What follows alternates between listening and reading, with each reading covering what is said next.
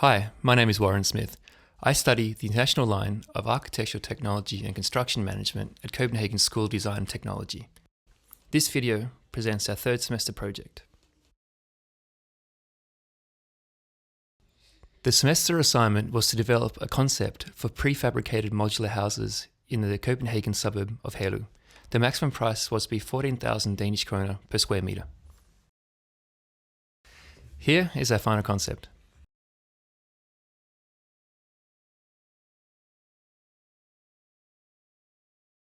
The rest of this presentation will explain how we got to this point.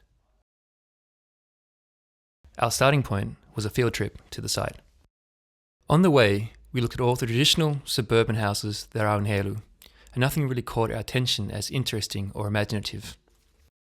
At that early point, we decided that whatever we put on this site, it had to be interesting and engaging.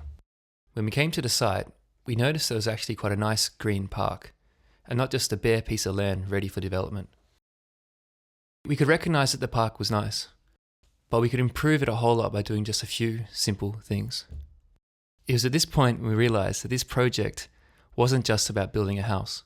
What if we could improve the park by making the building a feature within the park?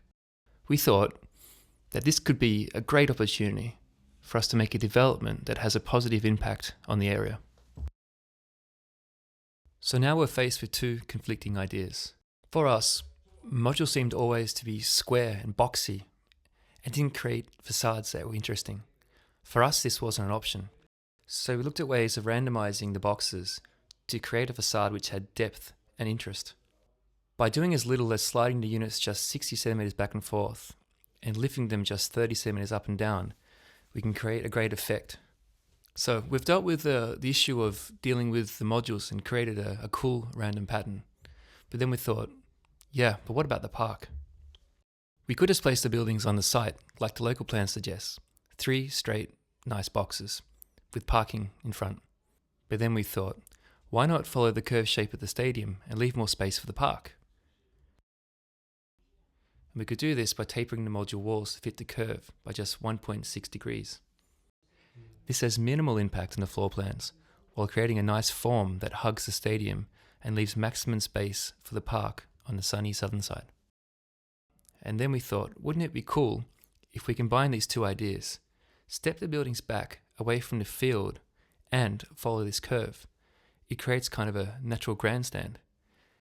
It would result in quite a unique experience for both the families who live there as well as the users of the football field.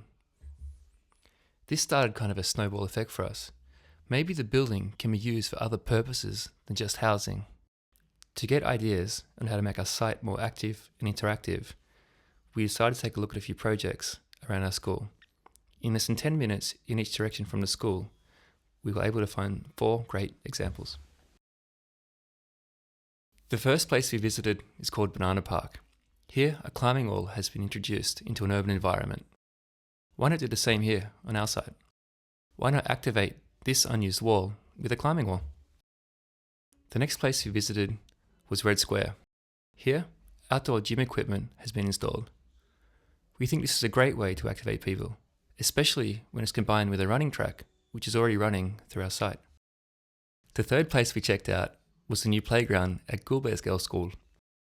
This project is a great example of the community, a school, and municipality working together.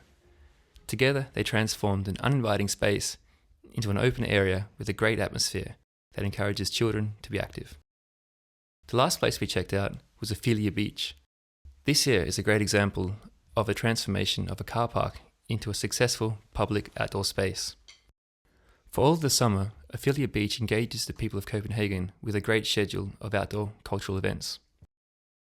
In the municipality's local plan for our site, it mentions that the supermarket car park across the road is a more appealing hangout place for the high school kids than our park.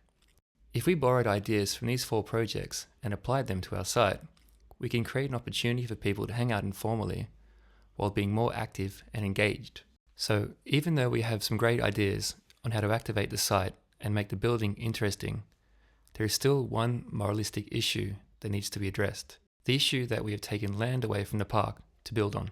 And this is why our roof looks like this, kind of a grassy grandstand.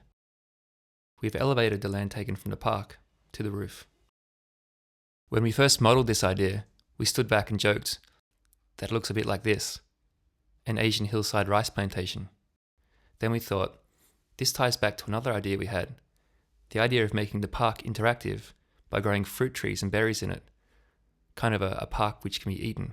And half of the roof faces towards the south, which is ideal for growing vegetables in Denmark. So, how do we make this happen?